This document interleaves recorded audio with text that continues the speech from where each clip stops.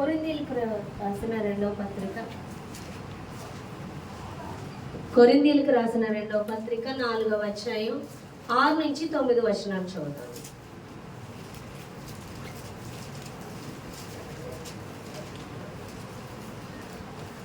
కొరింథీయులకు రాసిన రెండవ పత్రిక 4వ అధ్యాయం 6 నుంచి 9 వచనాలు.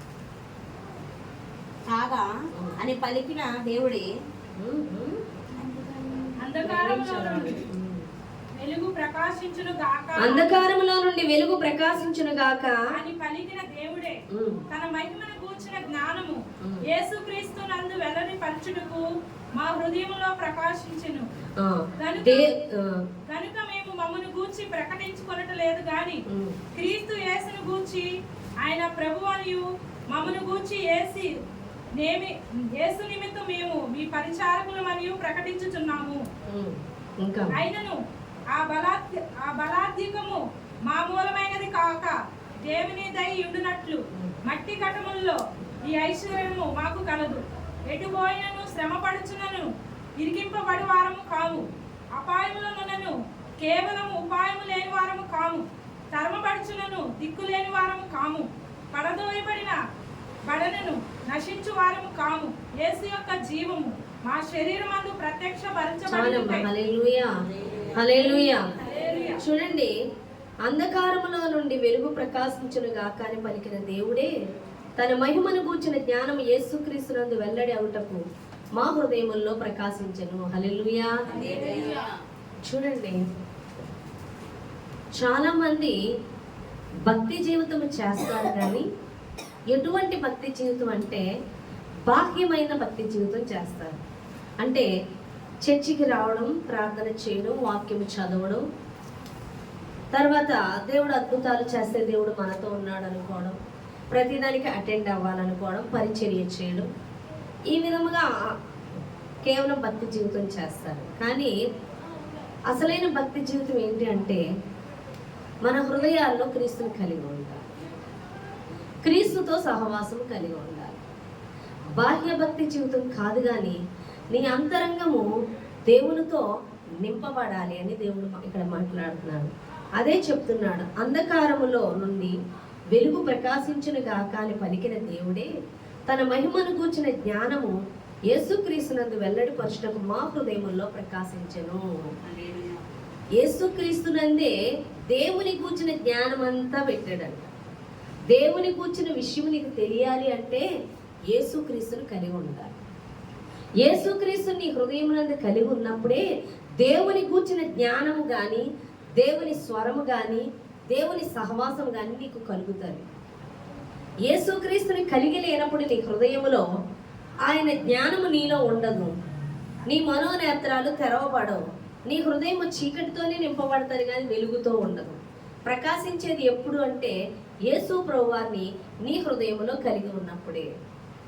కానీ బాహ్య భక్తి చేస్తాము కానీ అంతరంగం సంగతి మనము చూడము. కానీ అంతరంగమునందు ఎవరికి చోటు ఇవ్వాలి? యేసు ప్రభువారికి చోటు ఇవ్వాలి. జాగ్రత్తగా వినాలి వాక్యము. చూడండి, కనుక మేమును మమ్మను గూర్చి ప్రకటించుకొనుటలేదు కానీ క్రీస్తు యేసును గూర్చి ఆయన ప్రభువనియు మమ్మను గూర్చి యేసు నిమిత్తము మేము మీ పరిచారకులమని ప్రకటించుచున్నాము. ఇక్కడ అపోస్తులు ఈ మాట చెప్తున్నారు. ఇటువంటి వెలుగు అంటే ఇటువంటి జ్ఞానము, దేవుని జ్ఞానమును మనలో ప్రకాశింపచే యేసుక్రీస్తును కలిగి ఉండడానికి మేము ఆయన్ని ప్రకటిస్తున్నాము అని చెప్తున్నారు. ఇంకేం చెప్తున్నారంటే, అయినను మా బలాధిక్యము మా మూలమైనది కాక దేవునిదై ఉండునట్లు మంటి ఘటములో ఈ ఐశ్వర్యం మాకు కలదు. హల్లెలూయా. మంటి ఘటములు అంటే ఎవరు? మనమే. మనల్ని మంటి నుంచి తయారు చేశాడు కాబట్టి మంటి ఘటములో ఏ ఐశ్వర్యం ఉందంటే వీళ్ళలో, అపోస్తుల్లో యేసు ప్రభువారు ఉన్నారు కాబట్టి ఆ ఐశ్వర్యము కలదు, ఆ జ్ఞానము కలదు, ఆ ఐశ్వర్యము కలదు అని చెప్తున్నారు. హల్లెలూయా. ఎటుపోయినను శ్రమపడుచున్నను ఇరికింపబడు వారము కాము, అపాయములోనున్నను కేవలం ఉపాయము లేని వారము కాము, తరమబడుచున్నను దిక్కులేని వారము కాము, పడద్రోయబడినను నశించు వారము కాము. హల్లెలూయా. ఈ యొక్క దేవుని జ్ఞానమును యేసు ప్రభువారిని మనం కలిగి ఉన్నప్పుడు అంట అపాయములో ఉన్నను ఉపాయము లేకుండా ఉండము. ఇరికింపబడినను, అక్కడ ఏమని చెప్తున్నాడు? శ్రమపడుచున్నను ఇరికింపబడే వారము కాము, తరమపడుచున్నను దిక్కులేని వారం కాము, పడద్రోయబడినను నశించము. అంటే లోకంలో శ్రమలు వస్తాయి, అవునా కదా? తరుముతారు, శ్రమ పెడతారు, బాధ పెడతారు, అయినను వాటి నుంచి తప్పించబడతాము అని చెప్తున్నాను, విడిపించబడతాము, అవునా కదా? తరుమబడుచున్నాను మేము దిక్కులేని వారం కాదు, పడద్రోయబడుతున్నాను మేము నశించు వారం కాదు, శ్రమ పడుతున్నాను మేము ఇరికింపబడేవారుగా ఉండము. శ్రమలో ఇరుక్కుపోం, మనం శ్రమ నుంచి విజయాన్ని పొందుకుంటాం. అపాయ పరిస్థితి వచ్చినప్పుడు మనలో ఉపాయాన్ని దేవుడు కలుగజేస్తాడు. హల్లెలూయా. ఇంకేం చేస్తాడు దేవుడు? మనల్ని తరుగుతున్నప్పుడు మనల్ని దిక్కులేని వారిగా వదిలేయడు, మన పక్షానైనా వాద్యమాడతాడు. హల్లెలూయా. ఇంకేం చేస్తాడు? మనల్ని పడద్రోయబడుతున్నప్పుడు నశించు వారిగా మనల్ని ఉంచడు. ఎంతగా పడగొడతారో అంతగా పైకెత్తుతాడు దేవుడు. ఎప్పుడు? మనం క్రీస్తును మన హృదయాల్లో కలిగి ఉన్నప్పుడు. అంటే మన భక్తి జీవితం బాహ్యముగా కాదు కానీ అంతరంగా. దీనికి అర్థం నేను చెప్తాను. ఎలా అంటే, మనం పాత నిబంధనలో చూసినట్లయితే షూనేమీరాలు అని ఒక గనురాలు ఉంటుంది. షూనేమి పట్టణానికి చెందిన ఒక గనురాలు.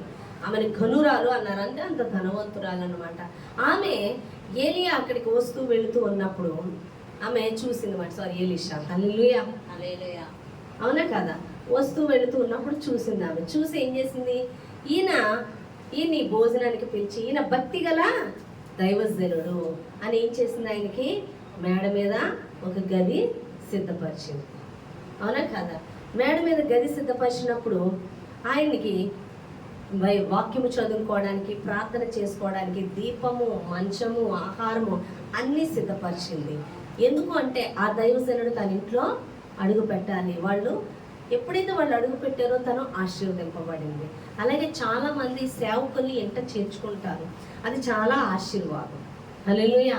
నేను ఒక ఆమె చెప్పేది ఏమనంటే, మా అమ్మ నాన్న ఎక్కువ మా ఆత్మీయ తల్లిదండ్రుల్ని ఎక్కువ ఇక్కడ వేరే ఊరి నుంచి వచ్చిన షెల్టర్ ఇచ్చేవారు.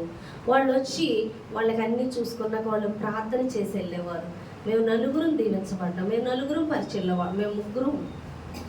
మేము నలుగురం దీవించబడ్డాం, మేము నలుగురం ఆశీర్వదింపబడ్డాం, మేము నలుగురం ఉన్నతంగా ఉన్నామంటే కారణం దైవజనులు వచ్చి వాళ్ళకి అవసరాలు చూసినాడు, మమ్మల్ని ఆశీర్వదించారు అని చెప్పినప్పుడు ఆ మాటలు నాకు బాగా చెవికి ఎక్కి, నేను కూడా పరిచర్యకి పిలువబడినప్పుడు, పరిచర్యకి రాకముందు కూడా పెళ్ళి ఇక్కడికి వచ్చినప్పుడు దైవజనులు నా ఇంట్లోకి రావాలి, అది చాలా ధన్యత. దైవజనులు వచ్చి నా ఇంట్లో ఉండాలి, దైవజనులకి నేను షెల్టర్ ఇవ్వాలి అని చాలా ఆశపడేదాన్ని. మా హస్బెండ్ యొక్క స్థలాలు కోర్టులో ఉన్నాయంటే అవి వచ్చేయాలి, ఇల్లు కొనుక్కోవాలి, వాళ్ళకి మంచి గది సిద్ధపరచాలని నా ఆశలు ఎంత పెట్టినా వెనక్కి వెళ్ళిపోయి, కానీ నా ఆశ మాత్రం దేవుడు తీర్చాడు. అక్కడి నుంచనే కాదు, ఉన్న దానిలోనే నేను వాళ్ళకి రూమ్ సిద్ధపరిచేదాన్ని, వాళ్ళకి షెల్టర్ చూసేదాన్ని, వాళ్ళని నా ఇంటికే రండి అని పిలిచేదాన్ని కాదు. కానీ నేను ప్రార్థన చేసినప్పుడు నా ఆత్మీయ తల్లితో దేవుడు మాట్లాడాడంట నా దగ్గర ఉంది. హల్లెలూయా. ఆమె చెప్పాను, నేను రూమ్ సిద్ధపరిచేదాన్ని. నేను ఎలా సిద్ధపరుస్తానంటే, మమ్మీ గారు వచ్చినప్పుడు ఆవిడకి ఎలా ఉండాలి? కంఫర్ట్గా ఉండాలి, ఆమెకు ఇబ్బంది కలగకూడదు, చాలా నీట్గా ఉండాలి, శుభ్రంగా ఉండాలి, ప్రతి అవసరత తీర్చబడాలి అని అన్ని సమకూరుస్తాను. ఆవిడ వచ్చినప్పుడు లోబడతాను, సనుక్కోవడం కొనుక్కోవడం చేస్తావా, లోబడతాను, ఇష్టంగా స్వీకరిస్తాను, సంతోషిస్తాను. అలా ఆమె నా ఇంట్లోకి రావడం వల్ల నా మీద ఏం కలుగుతుంది? అభిషేకం దిగుతుంది. నా ఇల్లు ఏమవుతుంది? నేనేమవుతాను? ఆశీర్వదింపబడతాను. ఆమె మీద అభిషేకం నా మీద దిగుతుంది. హల్లెలూయా. కాబట్టి నేను ఇవన్నీ చేస్తున్నాను. ఎందుకు అంటే ఆమె ఆత్మీయ తల్లి ఇక్కడికి వచ్చినప్పుడు చాలా కంఫర్టబుల్గా, చాలా సంతోషంగా ఉండాలి, ఆమె తృప్తిపరచబడాలి అని. అవునా కదా? ఒక సేవకులకి అలా చూసినప్పుడు మన యేసయ్య మన దేహాలని ఆలయాలుగా పిలుస్తున్నాడు. మన హృదయం అనే గదిలో, నీ హృదయం అనే తలుపు నేను తట్టుచున్నాను, ఇదిగో నీ తలుపు యొద్ద నేను నిలబడి నీ తలుపు తట్టుచున్నాను, నువ్వు నీ తలుపు తీసిన ఎడల నేను నీతో కలిసి ఉంటాను, భోజనం చేస్తాను అన్నాడు. అవునా కదంటే మన హృదయాల్లోకి నివసించడానికి ఎవరు వస్తారంటున్నారు? యేసు ప్రభువారు. ఇప్పుడు మన హృదయాల్లోకి యేసు ప్రభువారు వస్తారంటే మనం ఏం చేయాలి? మన హృదయాల్లోకి యేసు ప్రభువారు వస్తారంటే మన హృదయాన్ని ఏం చేయాలి? నేను మమ్మీ గారు వస్తున్నారంటే ఎలా పడితే అలా రూమ్ ఉంచుతానా? శుభ్రంగా, అందంగా, అవునా కదా, నీట్గా, సంతోషంగా, సణుక్కుంటూ కొనుక్కుంటూ కాదు, వచ్చారా బాబు అని కాదు, అవునా కదా, ఎదరు నవ్వుతూ వెనకాలేమో నా కర్మ ఎందుకు వచ్చారు ఇల్లు అని అనుకోవడం కాదు, అవునా కదా. చాలా మంది ఉంటారు అన్న అనేకులు, సేవకులు రండి అంటారు, వచ్చాడు ఇప్పుడు ఇరిగి గోళ్ళకి 500,000 రూపాయలు పడతాయి ఇప్పుడు అనుకుంటారు, అవునా కదా. అలా సడిగా కొనిగే వాళ్ళు ఉంటారు, వాళ్ళకి తెలీదు దేవుని సేవకుల విలువ, దేవుని విలువ. వాళ్ళకి ఎంత ఖర్చు పెడితే అంత రెట్టింపు నువ్వు కోసుకోగలిగితే సంతోషంగా విత్తాలి. నీకు ఉన్న దాంట్లో విత్తడం కాదు, నీకు కలిగి ఉన్నది మొత్తం అక్కడ మనం విత్తితే బోలెడు సమృద్ధి కోసుకుంటాం. ఇందులో చాలా మర్మాలు ఉంటాయి. నీ హృదయాన్ని బట్టి దేవుడు కార్యం చేస్తాడు. హల్లెలూయా. సడిగి గొడిగి కాదు కదా, వాళ్ళని హృదయపూర్వకంగా ఇష్టంగా ఎలా స్వీకరిస్తున్నా, ఆ ఇల్లు ఎలాగో నీట్గా ఉంచి వాళ్ళకి కంఫర్టబుల్గా అందంగా కప్పు కొట్టేలా కాదుగా, అలా కదా. వాళ్ళకి పట్టే విషయంలో ఇష్టంగా అన్నీ చేసింది ఎలా చేసామో వాళ్ళకి చెప్పింది లోబడతాము. వాళ్ళు కూడా ఎవరి దగ్గరికి వస్తారండి? లోబడే వాళ్ళ దగ్గరికి వస్తారు. ఎవరు పడితే వాళ్ళ దగ్గరికి వెళ్ళరు. సేవకులు రావాలంటే వాళ్ళకి లోబడే వాళ్ళ దగ్గరికి వస్తారు. ప్రతిదీ చెప్పిన దానికి 100% లోబడేవాళ్ళు. వాళ్ళ డెసిషన్స్ చెప్పేవాళ్ళు కాదు. సేవకులు చెప్తున్నప్పుడు కాదు నాది ఇదే డెసిషన్ అనే మాట చెప్పకూడదు. సేవకులు ఏది చెప్పినా నేను లేదు అన్నమాట. నేను చాలాసార్లు ప్రేయర్స్కి వెళ్ళిపోయేదాన్ని. వెళ్ళే టైంలో జ్యోతి నేను బయలుదేరుతున్నాం, వంట సిద్ధపరచగలవంటే మమ్మీ గారు ఊరంటే పర్వాలేదు రావు నీకు కుదిరితేనంటే లేదు మమ్మీ గారు లేదని వెంటనే ఫోన్ చేసి ఎవరిని ఎలా సిద్ధపరచాలో సిద్ధపరిచేదాన్ని. కానీ ఎక్కడా కూడా వాళ్ళని అసలు అసంతృప్తిగా వెళ్ళనిచ్చేదాన్ని కాదు, నిరాశపరిచేదాన్ని కాదు. దేవుని కృపను బట్టి నాకు అలాంటి పరిస్థితి దేవుడు నాకు రానివ్వలేదు. అర్థమవుతుందా మీకు? హల్లెలూయా. అలా మనం వాళ్ళని సంతోష పెట్టాలి. వాళ్ళని అంత సంతోషపెడితే అభిషేకం ఉంటే ఇప్పుడు మనలోకి ఎవరు వస్తారు?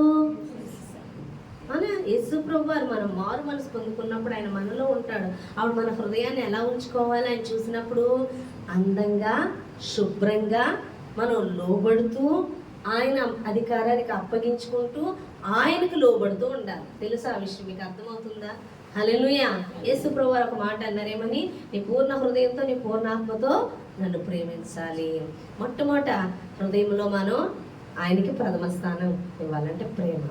ఎవరిని కాదు, ఆయన్నే ప్రేమించాలి. అప్పుడు ఆయన ఉండడానికి ఇష్టపడతారు. హల్లెలూయా. మన హృదయంలో కలహాలు, వ్యతిరేకతలు, అసూయలు, అనక అయిష్టత, వేషధారణ, పైకి ప్రేమగా నటిస్తూ లోన ప్రేమ లేకుండా పైకి లోబడుతున్నట్లు నటిస్తూ బయటికి వెళ్ళాక మన ఇష్టానుసారంగా జీవించడం, దేవుడు ఏది వద్దంటున్నాడో అది చేయడం, మన శరీరానికి నచ్చింది చేయడం, దేవుడు వద్దని గద్దిస్తున్నా మనం ఆ పనులు చేయడం, ఇదంతా దేవునికి అపరిశుభ్రమైన గదది, కంపు కొట్టే గదది, ఇరుకు, అది ఆయనకి కంఫర్టబుల్ లేదన్నమాట. కాబట్టి ఆయన ఉండడానికి ఇష్టపడలేదు. ఆయన ఏమవుతాడు? దుఃఖపడతాడు. అవునా కదా? నువ్వెవరైనా గొప్ప అధికారం, నీకు ఎంతో సహాయం చేస్తున్నా, నీకు హెల్ప్ చేస్తున్నా, నీకు ధనం విషయంలో కానీ అన్ని విషయాలు హెల్ప్ చేస్తున్నారు అనుకోండి, ఆయన మీ ఇంటికి తీసుకొచ్చారనుకోండి, ఎలా ఉంటారు? ఆయన మీ ఇంటికి వస్తే ఆయన ఎలా మీ ఇంటికి ఆయన వచ్చారనుకోండి అనుకోకుండా ఎలాగ మీరు ఫీల్ అవుతారు? పరుగులు ఎక్కుతారు. అవునా? అంటే మీకు అమ్మగా కూర్చోబెట్టడం, మంచి భోజనం పెడతారు. ఎందుకంటే కృతజ్ఞత వాళ్ళు మీకు చేసిన హెల్ప్కి. అవునా కదా? మీరు ఎప్పుడు కొట్టుకుంటూ కీచులాడుతూ ఉండేవారు అనుకోండి, ఆయన వచ్చినప్పుడు అలాగే కొట్టుకుంటారు, ఎదురుగా కొట్టుకోరు. అవునా కదా? అలా కొట్టుకుంటున్నారంటే అర్థం ఏంటో తెలుసా? ఆయన అమర్యాద చేసినట్లు, మర్యాదగా చూసినట్లు కాదు, అమర్యాదగా చూసినట్లు. వాళ్ళు ఎదురుగుండా మనం కొట్టుకున్నా, వాళ్ళు ఎదురుగుండా గసురుకున్నా, వాళ్ళు ఎదురుగుండా పిల్లల్లో కొట్టినా అదేంటంటే వాళ్ళకి గౌరవం ఇవ్వకపోవడం. అవునా కదా? అప్పుడు ఎలా ప్రవర్తిస్తామా? పిల్లలు అలా చేస్తే అల్లరి చేయకమ్మ అంటాం. నిజంగా ఎవరో లేనప్పుడు అల్లరి చేయకమ్మ అంటాం, వాడు వీగుదాం గట్టిగా. అవునా కదా? అల్లరి చేయకమ్మ, నన్ను బయటికి వెళ్ళి ఆడుకో అని అంటావా? అను. కానీ ఇక్కడ ఎంత గౌరవిస్తున్నాం అంటే కారణం ఏంటి? అక్కడ ఆ గౌరవం ఎవరికి? ఆ పెద్దవాళ్ళకి ఇస్తున్నాం అన్నమాట గౌరవం. హల్లెలూయా. అనే కదా? అల్లరి చేయం. ఒకవేళ గొడవ వచ్చే పరిస్థితి వచ్చినా ఒకరికొకరు ఏం చేస్తారు? కామైపోతారు. కాదు ఈయన దగ్గర మనం గొడవాడుకోకూడదు, మనం అమర్యాదగా చూడకూడదు, మనం కేకలేసుకోకూడదు. అవునా కదా? అర్థం చేసేసుకుంటారు. భర్త జేబులో డబ్బులు ఎక్కడ భార్య అంటే ఏమంటే కూర తీసుకురండి అంటే డబ్బులు లేవన్నా ఏమంటాడు? అని బయటికి వెళ్ళి ఎక్కడో దిక్కుని చూసుకొని తెచ్చేస్తాడు. ఎందుకని? ఆయన ఎదుట అగౌరవపడకూడదని, ఆయన్ని అవమానపరచకూడదు, ఆయన ఘనంగా చూడాలి. అడ్జస్ట్ అయిపోతూ ఉంటారు ఇద్దరు. ఎందుకంటే ఆయన ముందు గొడవ ఆడుకోకూడదని. మరి ఇప్పుడు మనలో ఎవరున్నారు? యేసయ్య ఉన్నారు. ఆయనకు అంత మర్యాద ఇస్తున్నామా మనం? ఆయనకి విలువ ఇస్తున్నాము మనం? మన హృదయంలో ఆయన ఉన్నారు కదా, ఎంత మర్యాద ఇస్తున్నాము? తర్వాత మనం ఏం చేస్తున్నాం? డెసిషన్స్ తీసేసుకుంటాం, మన ఇష్టానుసారమైన డెసిషన్స్. ఇంకోటి, మన హృదయాల్లో ఆయన ఎలా నివసిస్తాడంట చూడండి, 22వ కీర్తన.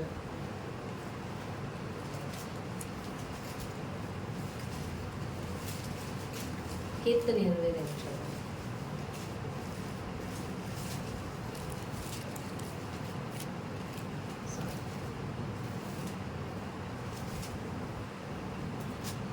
నా 3వ వచనం చూడండి.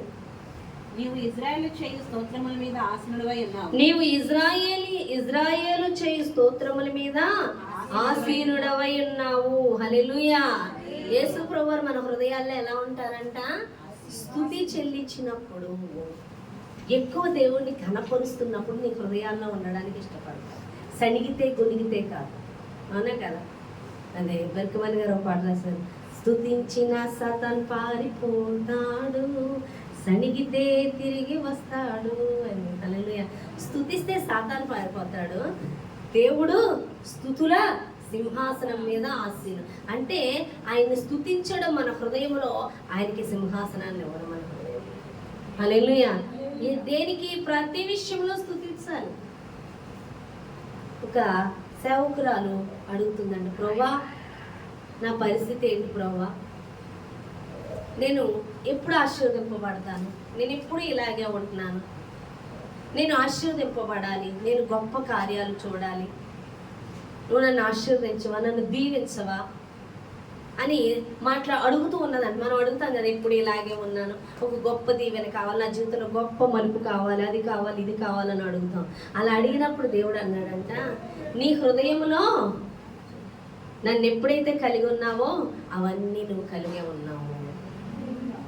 చివరి వరకు నేను భద్రపరచువాడను నేనే అని దేవుడు మాట్లాడుతున్నాడంట. హల్లెలూయా. చూడండి, దావీదు ఒక మాట అంటాడు, యెహోవా నా కాపరి, నాకు లేమి కలుగదని, శత్రువులు ఎదుట భోజనం సిద్ధపరుస్తాడని, ఒకవేళ గాఢాంధకారపు లోయలో సంచరించినైనా ఆయన దుడ్డికరమ కాపాడుతుందని. అవునా కదా? ఇంకోటి ఏమంటున్నాడు, నా గిన్నె నిండి పొంగి పొర్లుచున్నది. హల్లెలూయా. నా గిన్నె నిండి పొంగి పొర్లుచున్నది కాబట్టి నేను బ్రతుకు దినములని ఏమొస్తుంది? కృపా క్షేమమే వస్తుంది. హల్లెలూయా. నీవు నీ గిన్నె నిండి పొర్లునట్లుగా అభిషేకించబడాలి అంటే స్తుతుల సింహాసనాసీనుడైన దేవుడు నీ స్తుతుల మీద ఆసీనుడై ఉండాలి. అనగా ప్రతి దినము ప్రతి విషయమునందు నువ్వు స్తుతించాలి ఆయన్ని.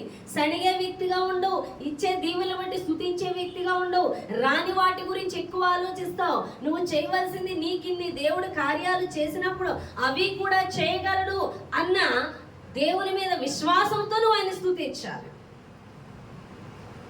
హల్లెలూయా. దావీదు అదే చెప్తున్నాడు, నాకు లేమి ఉండదు, ఎందుకు?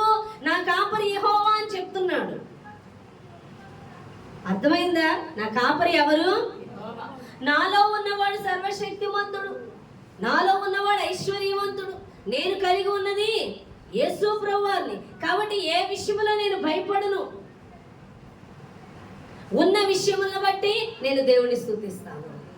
నాకు జరిగే కార్యాలు బట్టి దేవుని స్తుతిస్తాను. మరి ముఖ్యంగా ఆయన నాలో ఉన్నందుకు ఆయన స్తుతిస్తాను అని మనం ఆయన గణపరచాలి. అవి మనం ఏం చేయం, అలాంటి క్వశ్చన్ల మీద క్వశ్చన్లు వేస్తాం. ఇదెందుకు ఇలా జరిగింది, అదెందుకు ఇలా జరిగింది. ఒక అమ్మాయి ఉండేది, ప్రార్థన చేయదు, వాక్యము చదవదు, దేవుడు ఏం చెప్తున్నాడు అది చేయదు, అంతా దాని ఇష్ట ప్రకారమే.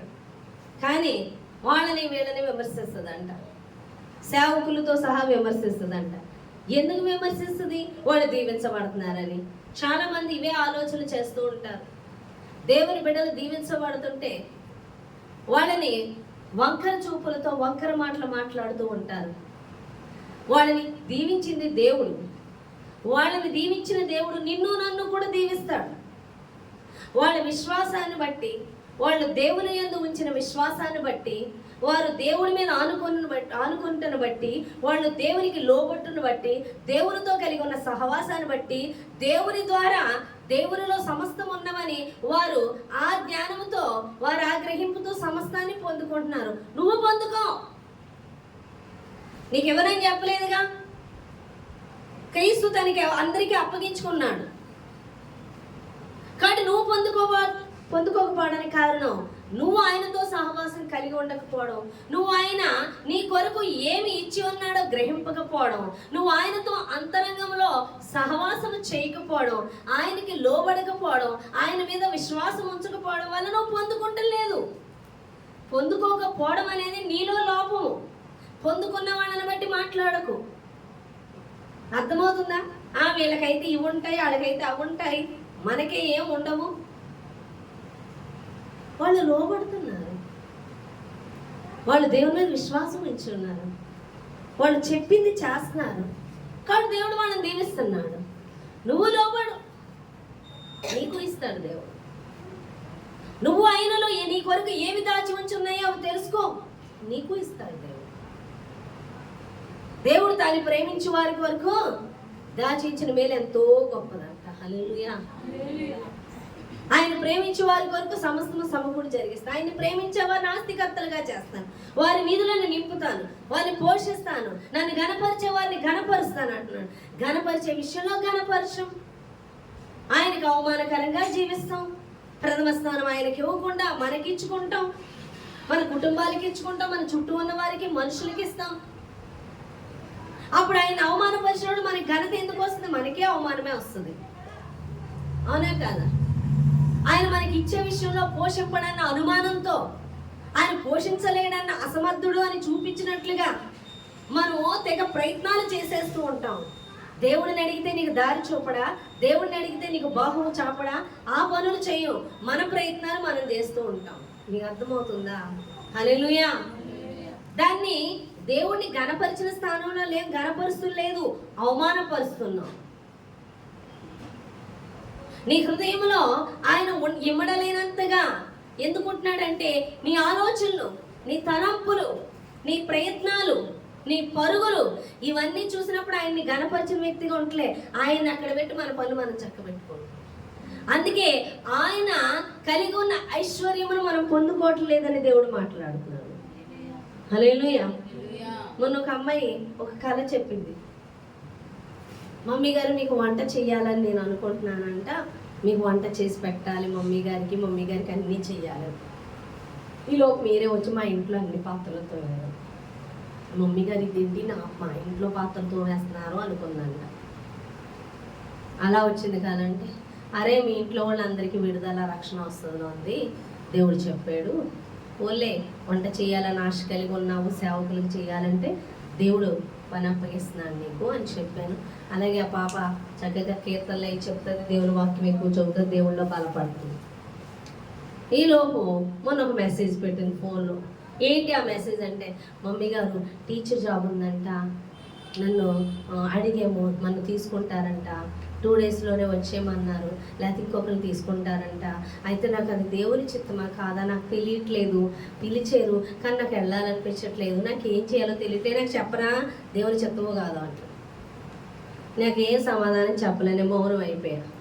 మళ్ళీ 2 రోజులపై వాళ్ళు అర్జెంట్ చేస్తున్నారు, చెప్పరా ఏ విషయం నాకు తెలియట్లేదు అని. నీకు వచ్చిన దర్శనాలు బట్టి నేను మాట్లాడాలి అన్నాను. ఆ అమ్మాయి అనుకుంటే నాకు దర్శనాలు ఇప్పుడు వస్తాయేమో అని, ఇప్పుడేమీ రాలేదు దర్శనాలు అని పెట్టింది మెసేజ్. నేను ఇంకేం మాట్లాడలే, ఊరుకున్నా. ఇక నేను ఫోన్ చేసి నిన్న మొన్నగా చేసి, మమ్మీ గారు నాకు ఒక కళ వచ్చిందని చెప్పు. ఏంటి కళ అన్న అంటే, మా అక్క కొడుకు నేను బండిలో ఉంటే ఆ బండితో పాటు తోసేసాడు, నేను చెత్తలో పడిపోయానంట. మా అమ్మ వచ్చిందంటే, ఏంటి ఇక్కడ ఉన్నావు అంటే, అమ్మ నేను ఇక్కడ పడిపోయానంటే, వెళ్ళి ఇంటికి వెళ్ళని చెప్పి మా అమ్మ ఏం పట్టించుకోకుండా వెళ్ళిపోయింది, చెత్తలోంచి బయటికి తీయకుండా. ఈలోపు ఒక నల్లటి అమ్మాయి వచ్చి నా దగ్గరికి, ఏంటి నువ్వు జాబ్కి వెళ్ళట్లేదా అని అడిగిందంట. వెళ్తాను ఇందులోంచి బయటకు వచ్చేకంటే, సరే వెళ్ళు అని చెప్పిందంట. ఆ తర్వాత అందులోంచి లేగలేక కష్టపడి ప్రయత్నించి ఆ అమ్మాయి ఇంటికి వచ్చిందంట. ఇంక జాబ్కి వెళ్ళకుండా మరి ఏమో ఇంటికి వచ్చిందండి. ఇంటికి వచ్చినాడు వాళ్ళ ఇంట్లో ఆయిల్ ఉంటే అందరూ రాసేసుకుంటున్నారంట. ఏంటి వీళ్ళందరూ ఆయిల్ తలకి ఒంటికి రాసుకుంటున్నారని చూస్తే వాళ్ళ నాన్న గిన్నెతో తెచ్చి ఆయిల్ ఈ అమ్మాయి మీద పంపేశాడు. కోప్పడుతుందట వాళ్ళ నాన్న మీద, ఏంటి ఇలా పంపేశారని వాళ్ళ నాన్న అవుతున్నాడు. కల చెప్పింది. నేను చెప్పాను, అరే ఆ నల్లటి అమ్మాయి ఎవరు? అపవాది. జాబ్కి వెళ్ళే వాళ్ళని ప్రేరేపించేది ఎవరు? అపవాది. నీ దేవుడు ఎందుకు నువ్వు జాబ్కి ప్రేరేపించబడంటే అంటే ఇంట్లో హెల్ప్ చేద్దామని, అంటే నీ హెల్ప్ చేసేస్తావా? దేవుడు హెల్ప్ చేయాలా? దేవుడే హెల్ప్ చేయాలి. మరి నీ హెల్ప్ కోసం ఎందుకు నువ్వు ఆలోచిస్తున్నావు? ఈ ఆలోచనకి శాతానికి ఎందుకు చోటించు? నువ్వు ఆ పని చేస్తే వెళ్ళేది పెంట్లో పడినట్టే. నీ ఆత్మీయ జీవితం అంతా పెంట్ అయిపోద్దని చూపించాడు దేవుడు. నువ్వు విడిచి వస్తే తండ్రి అంటే నీ దేవుడు నిన్ను అభిషేకిస్తాడు అని చెప్తాడు. హల్లెలూయా. ఆ అమ్మాయికి ఎప్పుడైతే దేవుని పరిచర్యకు అని చెప్తున్నాడో శాతాన్ని తలంపులు పెట్టడం మొదలుపెట్టింది. ఏంటి ఆ తలంపులు అంటే, నువ్వు జాబ్కి వెళ్ళాలి. మొన్న వచ్చిన కాలేంటి, ఇప్పుడు వచ్చింది ఏంటి? దేవుని చిత్తం కాని విషయాలు. ఈ లోపే నిన్నేం చేసింది? దారి తప్పించడానికి జాబ్ నేనే పోషించాలి అంటే చూడండి, దేవుడు గొప్పవాడని ప్రకటించింది వాక్యము చెప్తుంది. మనం చెప్తాం గొప్పవాడు ఇలా చేస్తాడు. ఇన్ని చెప్పినాడు, నా జీతమే పోషించలేడు, దేవుడు పోషించలేడా? ఆ విశ్వాసం ఎందుకు లేదు? అర్థమవుతుందా మీకు? అమ్మాయి వాక్యం కూడా చెప్తుంది, కీర్తనలు చిన్న చిన్న. ఆ కీర్తనలో దేవుడు పోషిస్తాడు, దేవుడు దీవిస్తాడు అన్న విషయాలు నువ్వు గ్రహించి చెప్పి ఉన్న వ్యక్తివి. నీవెందుకు ఈరోజు నేను పోషించాలి, నేను వీళ్ళకి సహాయం చేయాలని నువ్వు జాబ్కి వెళ్తున్నావు అంటే నీ గ్రహింపు ఎంతగా ఉందో ఆలోచించండి. అది అమ్మాయిని ఒక్కదాన్నే కాదు, ఈరోజు అనేకుల గురించి మాట్లాడుతున్నాను. చెప్పుతూనే ఉంటాం, నోటితో గ్రహించకుండా ఉంటాం, మాట్లాడుతూనే ఉంటాం కానీ గ్రహించు. మరి ఇన్ని చేసే దేవుడు పోషించడా? అక్కడెందుకు నీకు అవిశ్వాసం వచ్చింది? నిన్నేం చేయమంటున్నాడు దేవుడు, అది చెయ్యి. నీకేది ఇవ్వాలనుకుంటున్నాడు ఆయన ఎలాగన్నా ఇవ్వగలడు. నువ్వు చేయొద్దు అన్న దానికోసం నువ్వు పరుగులెత్తు, నువ్వు దానికోసం ఆలోచన చేయొద్దు. నిన్ను చేయమన్నాడా, అదే నీ పాదాల దగ్గరికి వస్తుంది. యేసు ప్రభువు వారు ధోనిలో నుంచొని వాక్యం చెప్పినప్పుడు రాత్రికాలం అంతా పేతురు వాళ్ళు చేపలు పట్టినాడు, ఒక్క చేప కూడా పడలే. కానీ యేసు ప్రభువు వారు వల వేయమన్నప్పుడు అక్కడే బోలెడు చేపలు ఉన్నాయి. ఎందుకంటే చేపలన్నీ ఎక్కడికి వచ్చాయి? యేసు ఉన్న చోటుకు వచ్చాయి. మొదట నీ హృదయంలో యేసుని కలిగి ఉండు, ప్రతి ఆశీర్వాదం నీ వద్దకు వస్తుంది. మొదట నీ హృదయంలో యేసుని ఉండేలాగా నీ హృదయాన్ని శుద్ధీకరించుకో, నీ హృదయాన్ని అలంకరించుకో. నీ హృదయంలో ఆయన ఉన్నప్పుడు, సంతోషంగా ఉన్నప్పుడు, ఆయనే నీలో ఉన్నప్పుడు నీకేమైనా కొదువా? ఆయనే నీతో ఉన్నప్పుడు దుష్టుడు నిన్ను ముట్టగలడా? ఆయన్ని కలిగి ఉన్న అపోస్తలులు చెప్తున్నారు ఏమని? అపాయములో ఉపాయము లేని వారిగా మేము లేము, శ్రమ పడినప్పుడు మేము ఇరికించబడేవారిగా మేము లేము. అవునే కాదా? తరం పడుతున్నప్పుడు దిక్కులేని వాళ్ళకి కాదు, దుష్టుడి చేత ఎవరున్నారు? మాలో క్రీస్తు. పడద్రోయబడినప్పుడు మేము నశించే వారిగా లేవు, రెట్టింపు ఆశీర్వాదంతో నిలబడ్డాం. ఎందుకు? మా హృదయాల్లో యేసు ప్రకాశిస్తున్నాడు. ఆ యేసు సమస్త దేవుని జ్ఞానముతోని, దేవుని యొక్క సకల ఐశ్వర్యముతోనే నింపబడిన వాడాయన. హల్లెలూయా.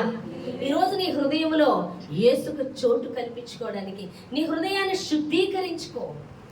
నీ సొంత ఆలోచనలు, నీ సొంత తలంపులు, నీ ప్రయత్నాలు, అసూయ, గొడవలు, కలహాలు, వ్యతిరేకతలు, భయాలు, పిరికితనాలు, రేపటిని కూర్చిన చింతలు, వ్యతిరేకతలు, నా సంగతి ఏంటి, నా సంగతి ఏంటి, నా జీవితం ఏంటి, నా ఫ్యూచర్ ఏంటని ఆలోచనలు, అవన్నీ పక్కన పెట్టి ఆ మురికితో, ఆ చెత్తతో నీ హృదయం అనే గదిని నింపగా యేసు కూర్చున్నప్పుడు, నీ స్తుతుల మీద ఆయన కూర్చున్నప్పుడు ఆయన సంతోషించేలాగా నీ హృదయాన్ని సిద్ధపరచుకోమని దేవుడు మాట్లాడుతున్నాడు. స్తుతించు, దేవుని సన్నిధి వచ్చేస్తావు.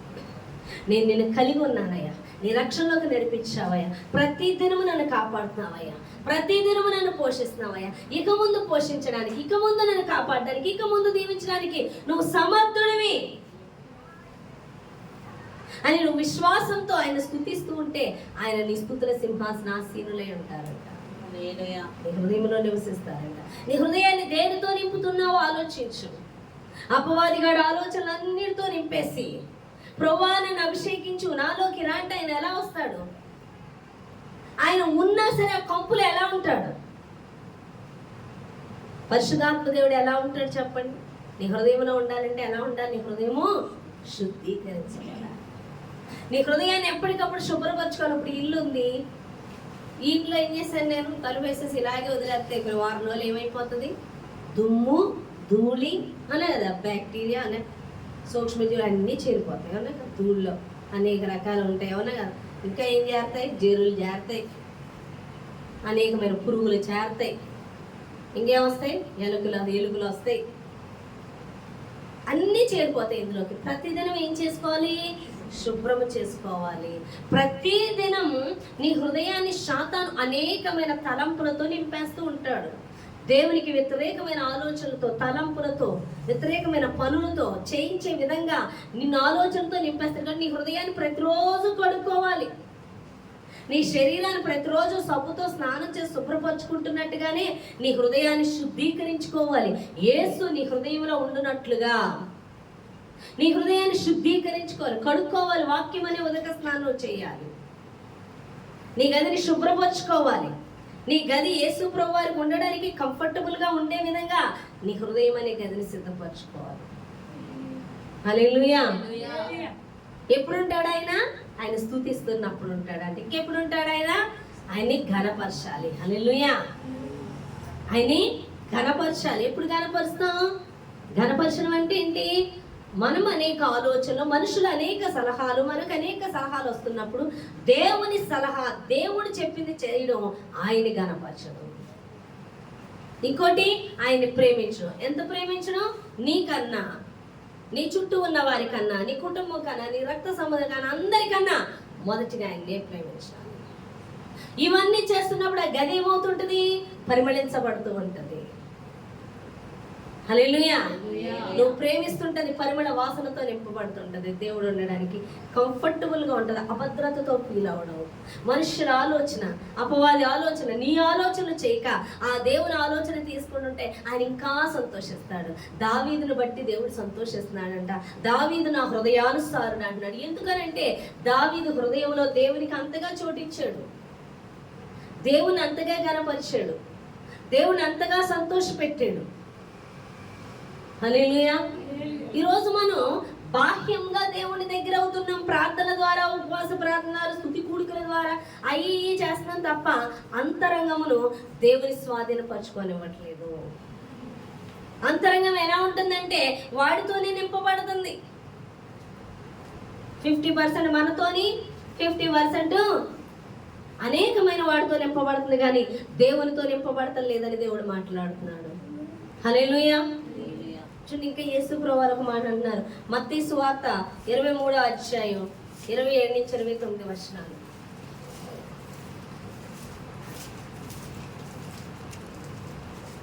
మత్తయి సువార్త 23:27 నుంచి 29 వచనాలు. అయ్యో వేషధారులైన శాస్త్రులారా, పరిసయ్యులారా, మీరు సున్నము కొట్టిన సమాధులను పోలి ఉన్నారు. అవి వెలుపల శృంగారంగా అగపడును, గాని లోపల చచ్చిన వారి ఎముకలతోనూ సమస్త కల్మషముతోనూ నిండి ఉన్నవి. అలాగే మీరు వెలుపల మనుషులకు నీతిమంతులుగా నగబడుచున్నారు, కానీ లోపల వేషధారణతోనూ అక్రమంతోనూ నిండి ఉన్నారు. హల్లెలూయా. చాలా మంది ఎలా నింపబడుతున్నారు? పైకి నీతిమంతుల్లా ఉంటారంట, కానీ లోపల వేషధారణ, అక్రమము, లోబడుతున్నట్టుగా కనబడతారు, కానీ అంతరంగములో లోబడరు. దేవుడు చెప్పినట్టుగా వింటున్నట్టు ఉంటారు, కానీ వినరు. అంతరంగంలో దేవుడికి విరోధంగా ఉంటారు. కానీ దేవుడు ఉండేది ఎక్కడ? నీ ఇంట్లో, నువ్వు కట్టిన ఇటుకలతో కట్టిన ఇంట్లోనా? దేవుడు ఉండేదే నీ అంతరంగంలో. అక్కడ ఉంటుంది వేషధారణ. అందరికీ అంతరంగంలో కపటం ఉంచుకుంటారు, అంతరంగంలో వేషధారణ ఉంచుకుంటారు, అంతరంగంలో కుళ్ళు ఉంచుకుంటారు, అంతరంగంలో పగ ఉంచుకుంటారు, అంతరంగంలో వ్యతిరేకత ఉంచుకుంటారు. అన్ని అంతరంగంలో ఉంచుకొని పైకి ఎలా ఉంటారు? చక్కగా తెల్ల చీరోడు కొట్టుకొని, అవునా, మరి అన్ని సమర్పించేసుకొని, బైబిలోడు పెట్టుకొని, భక్తిగల విశ్వాసుల్లాగా ఎంతో భక్తి చేసేసే వరకులో ఉంటారు, కానీ లోన ఎలా ఉన్నారు? సమాధుల్లో పైకి ఎలా ఉంటే సమాధులు అలంకరిస్తారుగా, చూసారా? బాగా అలంకరించేస్తారు సమాధులు. ఎందుకు? లోన ఎవరున్నారు? కుళ్ళిపోయిన శవం ఉంది, ఎముకలు ఉన్నాయి. దానికి బయట ఎంత అలంకరిస్తారో అదంత బుద్ధిహీనతో అని చెప్పాలి మనం, అవునా కాదా? హల్లెలూయా. సేమ్ మన పరిస్థితి అంతే. మనము కూడా హృదయాంతరంగంలో దేవునికి స్థానం ఇవ్వక, ఆయన ఉండే విధంగా ఆయన్ని ఘనపరచక, ఆయన్ని స్తుతించక, ఆయన్ని ప్రేమించక, ఆయన చెప్పిన దానికి లోబడక, ఆయన చెప్పింది చేయక ఉన్నప్పుడు లోపల ఏముంటది? కుళ్ళిపోయిన శవమే ఉంటుంది, కొంపే కొడుతుంది. ఎందుకంటే క్రీస్తు మన హృదయాల్లో ఉండడానికి చోటు ఇవ్వనప్పుడు, క్రీస్తు మనలో లేనప్పుడు మనం చచ్చిన వారమే, జీవం కలిగిన వారం కాదు. పైకి మాత్రం క్రైస్తవుల్లా కనబడతాం, కానీ లోపల ఆత్మలో జీవం ఉండదు. ఎందుకంటే లోపల క్రీస్తు లేడు నీ హృదయంలో. క్రీస్తును ఉండనివ్వటం లేదు. క్రీస్తు ఎక్కడుంటాడండి? మన ఆత్మలో ఉంటాడు, అవునా కదా? నీ ఆత్మ ఎప్పుడైతే మారు మనసు పొందుతుందో, నీ ఆత్మ తిరిగి జన్మిస్తుందో, అందులో దేవుడు ఉంటాడు. పరిశుద్ధాత్మ దేవునికి నిలయం. అర్థమవుతుందా? హల్లెలూయా. ఆత్మస్వరూపి కాబట్టి నీ ఆత్మ జీవిస్తున్నప్పుడు జీవించడానికి కారణమే యేసు. నీ ఆత్మ జీవిస్తుంది అంటే నీ ఆత్మలో దేవుడు ఉంటున్నాడు. ఆయన ఘనపరచాలి, ఆయన స్తుతించాలి, ఆయన్ని ప్రేమించాలి, ఆయనకి లోబడాలి. ఇవన్నీ ఆయన ఉండు గదిని అలంకరించిన వారం అవుతాము, శుభ్రపరిచిన వారం అవుతాము. శూనేమి పట్టణస్తురాలు ఏం చేసింది? గద ఒకటి ఇచ్చిందా? ఆహారం సిద్ధపరిచింది, వారు ప్రార్థన చేసుకోవడానికి వీలు కల్పించింది. ఆయన పరిశుద్ధాత్మ దేవుడు ప్రార్థన చేస్తున్నప్పుడు మనం ఆయనతో ఏకీభవించాలి. మనలో ఉచ్చరింపశక్యము కానీ మూలుగులతో ఆయన ప్రార్థిస్తాడు. మనం ఆయనతో ఏకీభవిస్తున్నామా? ప్రార్థింప చేస్తున్నామా? ఇంకోటి, ఆయన ఆకలే మన ఆకలి అవుతుంది, ఆయన దాహమే మన దాహం అవుతుందా? ఆయన కొరకు ఆయన ఆకలి ఏంటి? నాకు వేరొక ఆహారం ఉన్నది. ఏంటంటే ఆత్మలకు సువార్త ప్రకటించడం. ఆయన దాహం ఏంటంటే ఆత్మలను దేవునికి అప్పగించడం, అంటే ఆత్మలను సిద్ధపరచడం. అది మనం కలిగి ఉంటున్నాం. ఆ ఆకలి తీరుస్తున్నామా? దాహము తీరుస్తున్నామా? ఆ పనులు చేస్తున్నామా మనం? నీకు అర్థమవుతుందా? హల్లెలూయా. కానీ అంతరంగంలో క్రీస్తును పెట్టు, ఈ మంటి ఘట్టములో మహిమైశ్వర్యాన్ని కలిగి ఉన్నాము. అప్పుడు ఏది కొదువు ఉండదు. అందుకే చెప్తున్నాడు దావీదు, యెహోవా నా కాపరి, నాకు లేమి కలుగుదు, శత్రు భయం లేదు. ఒకవేళ గాఢాంధకారపు లోయలో నేను సంచరించవలసి వచ్చినను, ఆయన దుడ్డు కరిగిన దండము నాకు తోడై ఉంటుంది. నా గిన్నె నిండి పొరినట్లుగా నన్ను అభిషేకిస్తున్నాడు. అభిషేకం నింపబడాలి, మనం క్రీస్తుతో నింపబడాలి. మన హృదయం, మన మీద ఉన్న అభిషేకం ఇతరుల మీదకి ప్రవహించాలి. ఎంతమందికి అర్థమవుతుంది? హల్లెలూయా. కాబట్టి నీ హృదయాన్ని సిద్ధపరచుకోకుండా బాహ్యాన్ని సిద్ధపరచుకొని క్రైస్తవురాలు కింద క్రైస్తవుడి కింద చూపించుకోవడం కాదు. నీ అంతరంగము సున్నము కొట్టినా సమాధుల వల్లే నువ్వు కనబడుతున్నావంట. నీ అంతరంగంలో కుళ్ళిపోయిందంట. అనగా నీలో క్రీస్తు లేనప్పుడు నువ్వు కుళ్ళిపోయిన శవానివే. హల్లెలూయా. నీ ఎముకల్లో జీవం ఉండదు, నీలో శక్తి ఉండదు. కానీ నీ ఆత్మలో ఆయన ఉన్నప్పుడు నీలో శక్తి ఉంటుంది, పరిశుద్ధాత్మ శక్తి ఉంటుంది. నీవు ఎలాంటి కార్యాలైనా నీ ద్వారా చేయుటకు దేవుడు తన ఆత్మతో సమృద్ధిగా నేను నింపుతాడు.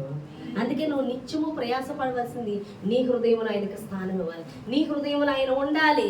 ఆయన నిన్ను విడిచి వెళ్ళిపోకూడదు, నేను దాటి వెళ్ళిపోకూడదు. పరిశుద్ధాత్మ దేవుడు నీలో ఉండాలి. ప్రతి దినములో పడాలి, ప్రతి దినము సరి చేసుకోవాలి. ఆయన మనలో మనం పరిమళించబడే విధంగా మనలో ఆ సువాసన ఆయన ఆగ్రాణించాలి. మన యొక్క చూడండి, గదిలోకి రాగానే ఆహా ఎంత శుభ్రంగా ఉంది, ఎంత అందంగా ఉంది, ఎంత మంచి స్మెల్ వస్తుంది అన్నట్టుగా మన హృదయం ఆయనకి ఎలా ఉండాలి? సువాసన. అవును కదా? పరిమళం ఎక్కడ, ఏ పరిమళం? శరీర పరిమళం అడగట్లేదు, ఆయన హృదయ శుద్ధి అనే పరిమళం. హల్లెలూయా. ఈ ప్రార్థన నాకు ఆగ్రాణించాలి. హృదయ శుద్ధి గల వారు చేసే ప్రార్థనలో హృదయాన్ని శుద్ధీకరించుకోవాలి, అంటే యాక్సెప్ట్ చేయాలి. దేవునికి మనం గణపరుస్తూ ఉన్నప్పుడు, ప్రేమిస్తూ ఉన్నప్పుడు, ఆయన ప్రథమ స్థానం ఇస్తున్నప్పుడు, ఆయనకి లోబడుతున్నప్పుడు, ఆయన అందరూ భయభక్తులు కలిగి ఉన్నప్పుడు, ఆయన ఉండడానికి ఇష్టపడుతున్నప్పుడు, ఆయన ప్రతి విషయంలో మనల్ని నడిపిస్తున్నప్పుడు మనం లోబడి ప్రవర్తించాలి. హల్లెలూయా. ఇటువంటి భక్తి జీవితం జీవిస్తున్నప్పుడు ఆయనతో సంతృప్తికరమైన జీవితం మనం జీవిస్తాం. ఆ సంతృప్తి చూస్తాం. చాలా మంది దేవుడు మాట్లాడుతుంటే ఎరుచూపులు చూపుతుంటారు.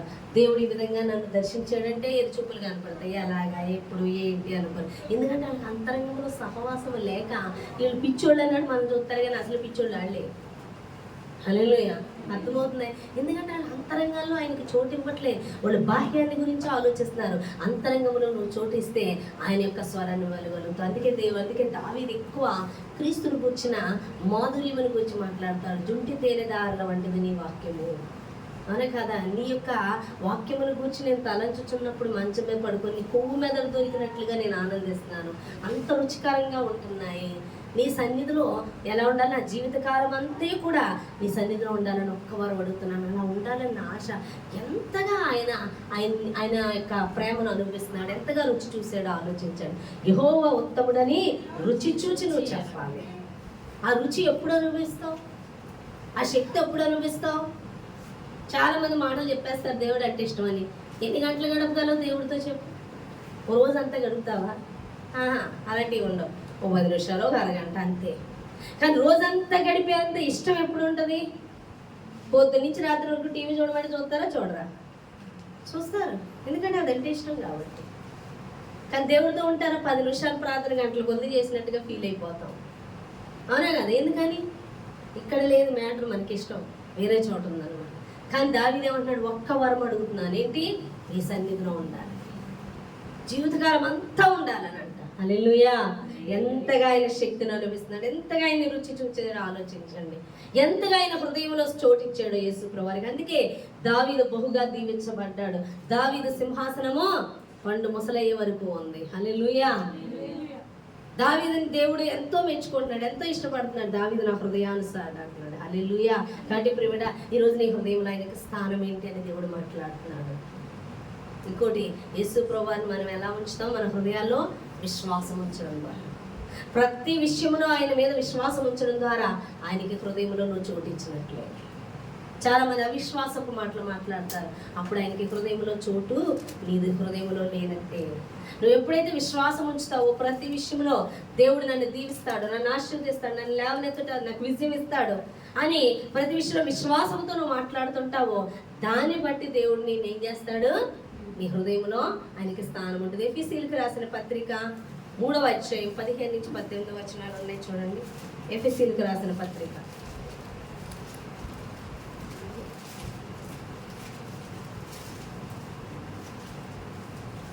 మీరు అంతరంగ పురుషుని యందు శక్తి కలిగి ఆయన ఆత్మ వలన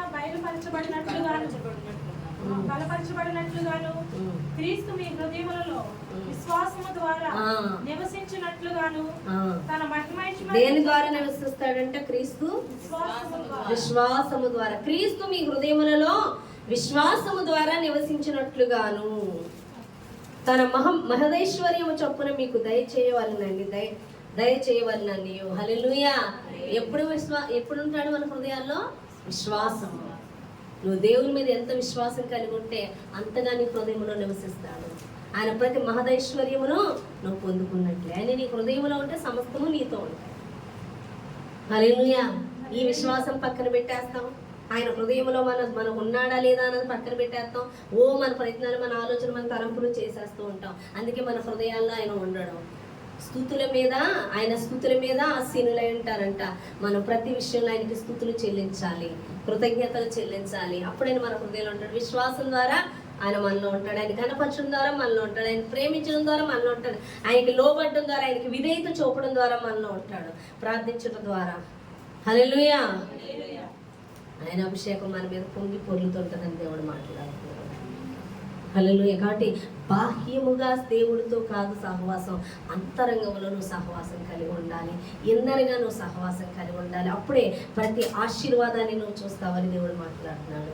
ఆయన అంతరంగంలో ఆయన నువ్వు చోటిస్తే ఆయనే నీలో ఉంటే ఏది నీకు కొదవలేదు. కాబట్టి తలంపులతో, అవిశ్వాసంతో, మనల గురించి, మనుషుల మెప్పు కోసం, మనుషుల కోసం, మనుషులు గణపరచడం కోసం, మనుషులు హెచ్చించడం కోసం, మనుషులు ప్రేమించడం కోసం, లేదా మనల్ని ప్రేమించుకోవడం కోసం, మనల్ని కనపరచడం కోసం, మన కుటుంబాన్ని కనపరచడం కోసం మనం దేవుణ్ణి అవమానపరుస్తున్నాం. ఆయనకి ఘనమైన స్థానం ఇవ్వాలి, ఆయన్నే ప్రేమించాలి. ప్రేమించే విషయంలో కూడా ఆయనకే ప్రథమ స్థానం ఇవ్వాలి, లోబడే విషయంలో ఆయనకే లోబడాలి. ఇలా చేసినప్పుడు ఆయన నీ హృదయంలో ఉంటాడు, ఇష్టమవుతుంది. నీ గది ఎంతో ఆనందంగా ఆయన ఉండడానికి కంఫర్టబుల్గా ఉందన్నమాట ఆయనకి.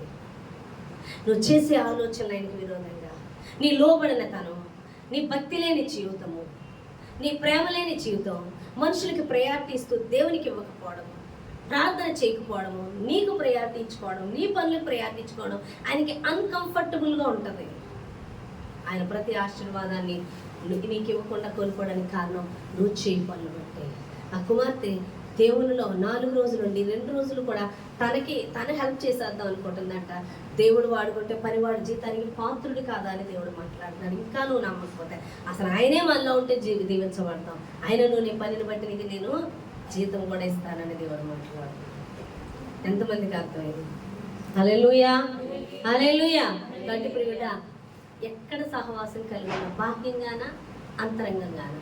బాహ్యంగా కలిగి ఉన్నావంటే ఒక క్రైస్తవునిగా చూపించుకుంటావు, కానీ అంతరంగం ఎలా ఉంది? సున్నం గుట్టిన సమానులు. ఒక ఆవిడ అలాగే సేవకు పిలుచుకున్నాడు. అబ్బే పరిశుద్ధాత్మను పొందుకోవడం, వాక్యం చదవడం, దేవుని పాదాల దగ్గర గడపడం, దేవుడు చెప్పింది అంటే ఏముండవు, అన్నీ వ్యతిరేకమే. కానీ ఒక పాశ్రమలా రెడీ అవుతుంది, చక్కగా నీట్గా చీర కట్టుకొని పాశ్రమ లుక్ ఇస్తుంది. చక్కగా ఇలాగా వైట్ది ఒక స్కార్ఫ్ వేసేసుకొని పాశ్రమ లుక్ ఇస్తుంది. నోరిపితే అంతా కూడా వాక్యం ఉండదు, ఏముండదు. అంటే బాహ్య సిద్ధపాటు, అంతరంగంలో ఈ 4 రోజులకే బాహ్య సిద్ధపాటు. అందరూ కూడా ఒక పాశ్రమ లుక్ ఇస్తారు, అవునా కదా? ఒక క్రైస్తవుల లుక్ ఇస్తారు, ఒక క్రైస్తవురాలు ఎంత పరిశుద్ధరాలు, కానీ అంతరంగం ఎలా ఉంటుంది? కుళ్ళిపోతుంది, సున్నము కొట్టిన సమాధుల వల్లే ఉంటుంది. ఎందుకంటే క్రీస్తు లేడు లోన హృదయంలో, ఆవిడ జీవము లేదు ఆత్మలో. హల్లెలూయా. క్రీస్తు ఉండే విధంగా నీ హృదయాన్ని సిద్ధపరచడం కోసం ప్రతి దినము దాన్ని ప్రయాసపడాలి. నువ్వు రాకడ వచ్చేంత వరకు కూడా ఆయన నీ హృదయం నుంచి వెళ్ళకూడదు, అభిషేకాన్ని కోల్పోకూడదు. ఆయన నీ అంతరంగంలో ఉండాలి. ఆయన నీ అంతరంగంలో ఉండటం కొరకు నువ్వు లోబడాలి. దేవుడు ఏం చెప్తాడు చేయాలి. ఎలా ఉంటే ఆయన సంతోషిస్తాడో నువ్వు ప్రయాసపడాలి. అప్పుడు నువ్వు ప్రకాశింపబడతావు. ప్రతి విషయంలో కూడా నువ్వు ఆశీర్వదింపబడతావు. ఆశీర్వాదం నిన్ను వెంబడిస్తూ వస్తుంది. ఎందుకంటే యేసు ఎక్కడ ఉంటే అక్కడ ఆశీర్వాదం. పేతురుకి ఆ రాత్రి కాలం అంతా యేసు లేనప్పుడు ఒక్క చేప కూడా పడలేదు, కానీ యేసు పేతురు ధోని ఎక్కినప్పుడు విస్తారమైన చేపలు పడ్డాయి. అనగా పేతురు యొక్క ధోనిని పేతురు హృదయంగా చెప్పినప్పుడు, పేతురు హృదయంలోకి యేసు వచ్చినప్పుడు విస్తారమైన ఆశీర్వాదాలు చూశాడు. ఎందుకంటే యేసు ఎక్కడున్నాడో చేపలు అక్కడికి వచ్చాయి. యేసు ఎక్కడున్నాడో ఆశీర్వాదం అక్కడ ఉంటుంది, ఐశ్వర్యం అక్కడ ఉంటుంది, విడుదల అక్కడ ఉంటుంది, విజయం అక్కడ ఉంటుంది. కాబట్టి యేసుని ఇంట్లో కాదు నువ్వు ఉంచవలసింది, నీ హృదయంలో, నీ ఆత్మలో ఉంచాలని దేవుడు మాట్లాడాడు. ఆయనకి కంఫర్టబుల్ ప్లేస్గా నువ్వు ఉంచాలి, శుభ్రపరచాలి. అందుకే వాక్యాన్ని దేవుడు సబ్బుతో కూడా పోస్తున్నాడు. కడుక్కోవాలి, హృదయాన్ని శుభ్రపరచుకోవాలి. హల్లెలూయా. కాబట్టి ఇది నాన్న 100% ఆయనకు అప్పగించుకుంటూ అట్టి రీతిగా మనం ఉండాలని ప్రార్థన చేద్దామండి. మనం బాహ్యంగా సిద్ధపడుతున్నావా, అంతరంగాన్ని సిద్ధపరచుకుంటున్నావా అని మనం సిద్ధపరచుకుందాం. ప్రార్థన చేద్దామండి.